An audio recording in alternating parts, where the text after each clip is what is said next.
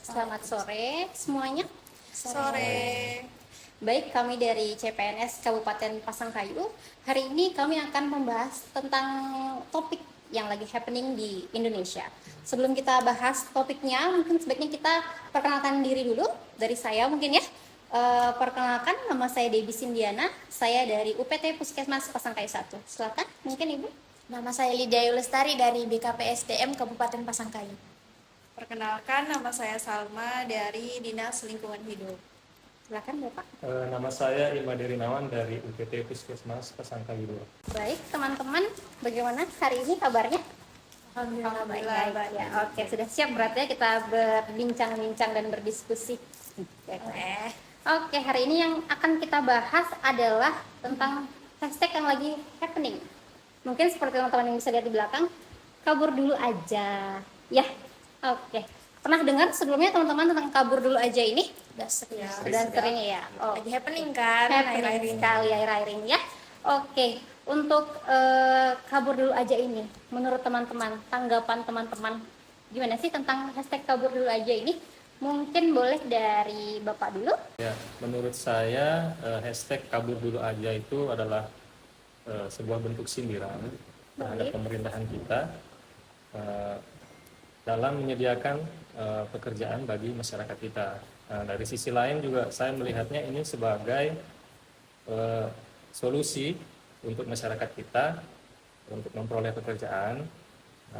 Kemudian yang saya lihat dari berbagai platform media sosial, ini kebanyakan dari mereka yang menyuarakan ini itu adalah orang-orang yang memang sudah mengalami hal ini. Maksud saya adalah orang-orang yang memang sudah kabur duluan ke Luar negeri. luar misalnya. negeri ya, Iya, seperti itu yang saya maksud. betul. Nah, jadi mereka mungkin prihatin dengan keadaan yang ada di negeri ini, kemudian mereka menyuarakan itu agar teman-teman yang lain atau masyarakat yang lain bisa mengikuti jejak mereka ya. Begitu ya. Ya, Berarti- saya melihatnya seperti itu. Oke. Jadi banyaknya yang orang Indonesia yang sudah tinggal di luar yang mengajak. Berarti ini adalah pendapat dari yang sudah tinggal di luar berarti Iya, ya, bukan betul. dari orang yang Indonesia ya, Iya. mesti tinggal di Indonesia. Seperti Ya, itu ya, mungkin saya melihat maksudnya. seperti itu sih. Berarti sebenarnya memang ada kekurangannya, ada kelebihannya ya. Kekurangannya berarti tadi tentang lapangan pekerjaan. Iya, itu ya. Kurangnya tersedianya lapangan pekerjaan, jadi berarti sindiran dari masyarakat mungkin ya, seperti itu maksudnya. Baik, selanjutnya mungkin yang bisa memberi tanggapan Ibu Lydia mungkin boleh. Kalau saya sendiri melihat fenomena kabur aja dulu ini, saya kan ini pengguna aktif media sosial juga. Siap, boleh. Kemudian, jadi saya sering melihat di X, di FYP, TikTok, itu kan semuanya Gen Z ya, ini yang pada ramai vokal menyuarakan kabur aja dulu. Iya. Soalnya kita lihat sekarang kan Gen Z itu udah apa ya istilahnya, mereka itu kita ini juga Ya. sangat berani menyuarakan apa yang ada di pikiran kita. Kita tuh nggak suka sesuatu hal yang apa ya terlalu terikat, terlalu tertekan gitu. Jadi pendapat saya pribadi tuh Gen Z yang sekarang lebih vokal dalam menyuarakan ini. Menyuarakan ini karena ada masalah-masalah tadi, makanya Iya. menyuarakan akhirnya adanya hashtag kabur aja dulu, begitu ya. Berarti banyaknya yang mendominasi hashtag ini adalah para kaum Gen Z ya. Betul. Karena mungkin mereka lebih bisa dibilang kayak lebih pemberontak mungkin ya daripada kaum sebelumnya. Mungkin seperti itu maksudnya Ibu Lydia ya. Oke, mungkin dari Ibu Salma bagaimana pendapatnya tentang hashtag ini? Iya, menurut dari pandangan saya sendiri, kabur aja dulu ini sudah kayak gerakan sosial yang Iya. dimana kayak suatu bentuk perlawanan, tapi dia versi soft. Di sosial media saja ya. Iya, kan hashtag kabur aja dulu ini kan sempat viral ya, sampai sekarang pun masih terangkat Iya, masih isu-isunya. Jadi, sering saya lihat hashtag ini. kenapa menurut saya itu viral? Mungkin karena semua orang tuh merasa relate dengan ya, oke. kejadian itu. Mungkin karena dari kehidupan sehari-hari mereka yang bikin stres atau kerjaan mereka yang tidak ada habis-habisnya. Jadi mereka lebih relate ke kabur aja dulu ini. Oke. Mungkin begitu. Kalau dari yang bisa saya tangkap, kabur aja dulu ini ada dua.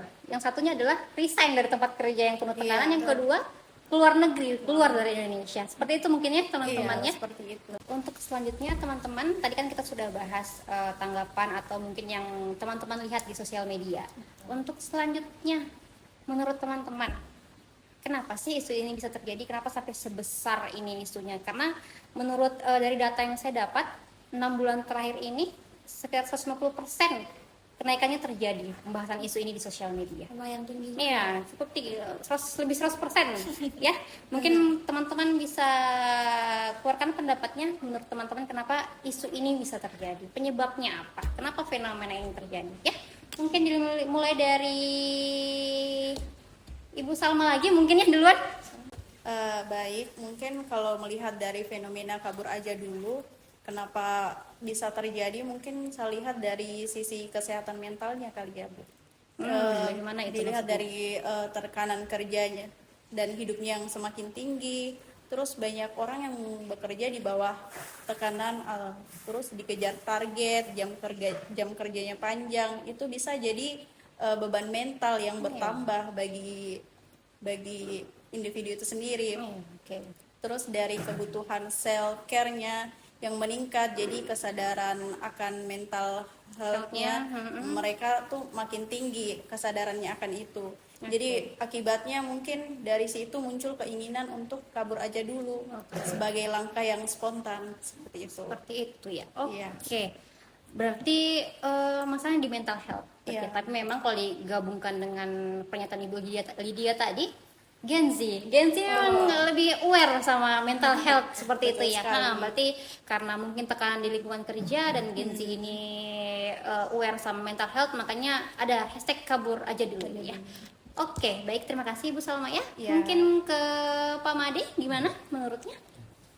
Kalau ditanya misalkan kenapa bisa terjadi, ya yang jelas ini erat kaitannya dengan tekanan ekonomi ya. Oke. Karena dari masyarakat kita sendiri kalau saya lihat itu banyak dari mereka yang tidak sabar untuk menantikan. Misalkan kalau ada perekrutan CPNS, itu mereka pasti tidak akan sabar untuk menunggu itu karena bertahun-tahun lamanya. Oke. Sementara ada kebutuhan yang harus Dipenuhi. dipenuhi seperti itu. Oh, seperti itu. Kemudian yang kedua mungkin dari ketidakpastian sistem.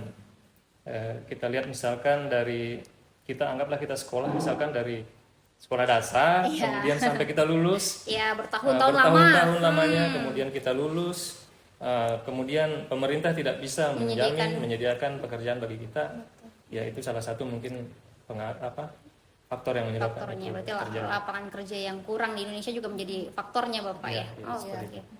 Oke, Bapak, terima kasih. Yang terakhir mungkin Ibu Lydia. Silahkan Ibu, boleh.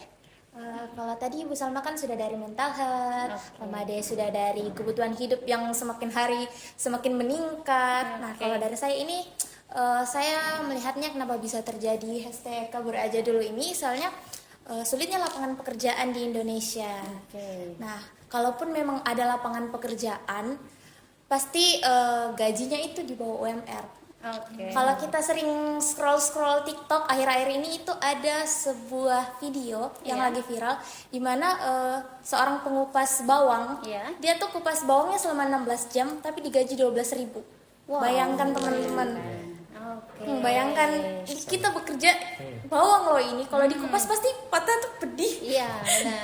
Pedih banget kan kalau dikupas. Nah, tapi gajinya 12.000. Hanya sangat di bawah.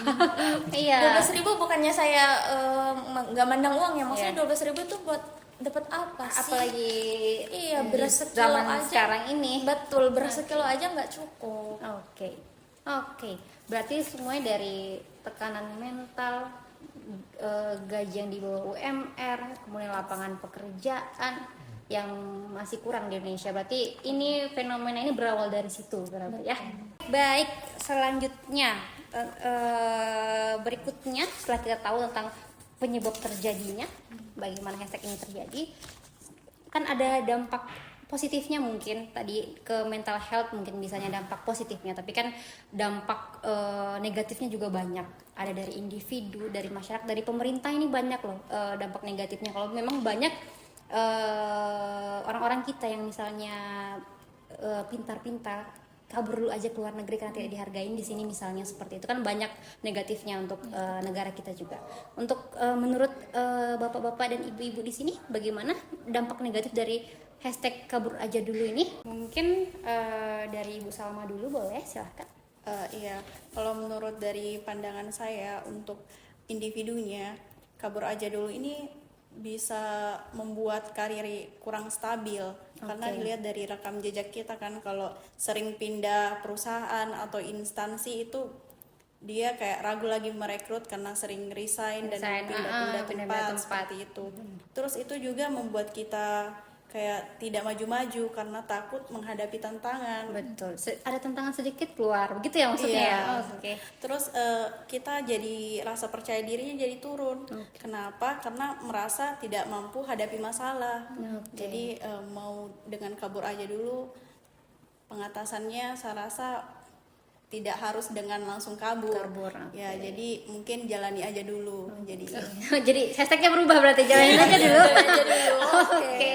Mungkin seperti itu. Seperti itu ya. Berarti ya yang Ibu Salma bahas ini adalah tentang individu yang tidak bisa berkembang kalau misalnya kabur terus gitu. Nggak mau menerima dulu, melihat dulu kondisinya seperti apa, atau hadapi dulu masalahnya. Mungkin gitu. Oke.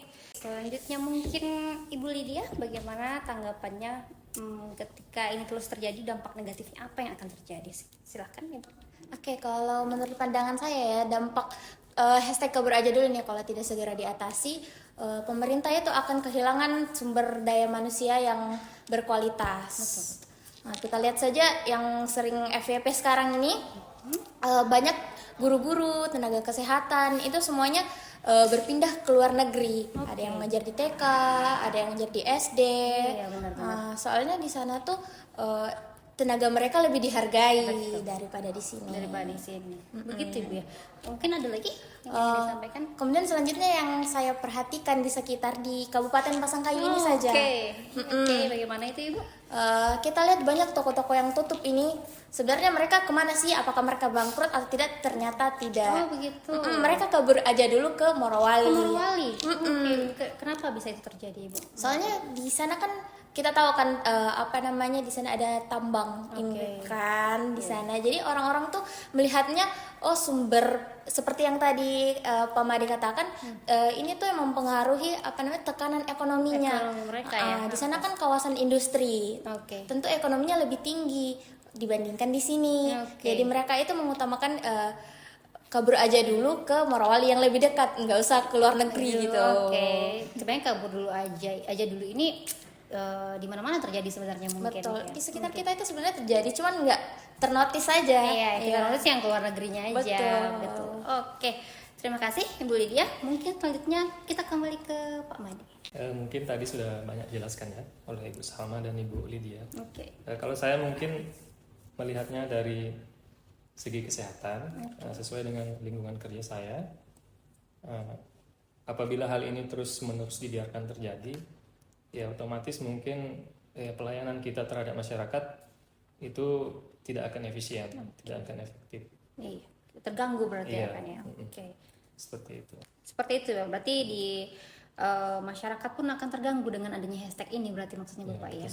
Karena pelayanannya akan jadi tidak konsisten mungkin di puskesmas begitu Bapak ya. Oke, berarti dari ketiga hal yang Bapak Ibu sampaikan di sini ada banyak ternyata yang dampak negatifnya yang terjadi dari hashtag ini, dari masalah individu, dari masalah masyarakat sampai masalah kepemerintahan, itu ada dampak negatifnya dari hashtag ini. Berarti memang hashtag ini mungkin ada dampak positifnya tapi dampak negatifnya juga besar. Ya, seperti itu mungkin nih. Jadi mungkin yang bisa mungkin saya simpulkan dari diskusi kita hari ini tentang hashtag kabur aja dulu, ini adalah mungkin ada dampak positifnya, itu mungkin ke kesehatan mental dari setiap individunya mungkin. Tapi dampak negatifnya juga banyak. Jadi yang bisa kita simpulkan bahwa kabur aja dulu ini bukan sebuah solusi mungkin teman-teman ya. Ya, mungkin itu malah menjadi sebuah dampak negatif yang besar daripada dampak positifnya. Jadi sebaiknya ketika teman-teman di luar mungkin mau mengikuti kabur aja dulu ini, difikirkan baik-baik dampaknya, apakah positifnya lebih besar daripada negatifnya, baru melakukan kabur aja dulu ini. Mungkin seperti itu ya. Ada dari teman-teman mungkin ada lagi yang disampaikan? Kalau dari saya, daripada kabur aja dulu, bagaimana kalau kita jalani aja dulu? Jalan aja dulu, say. Iya, betul. Kita jalani dulu. Sebisa mungkin kita melewati rintangan ya, daripada kabur seperti itu. Hidup tuh kalau nggak ada rintangannya jadi flat, aduh kurang mantep juga lah. Mungkin di lingkungan kerja misalnya ada masalah, kan tidak selamanya mungkin masalah itu ada, pasti akan Iya, terlewati. betul sekali. Ya, oke. Bagi ada lagi mungkin yang disampaikan teman-teman? Saya rasa cukup. Cukup ya. Oke, baik, mungkin sampai di sini diskusi kita hari ini. Assalamualaikum warahmatullahi wabarakatuh.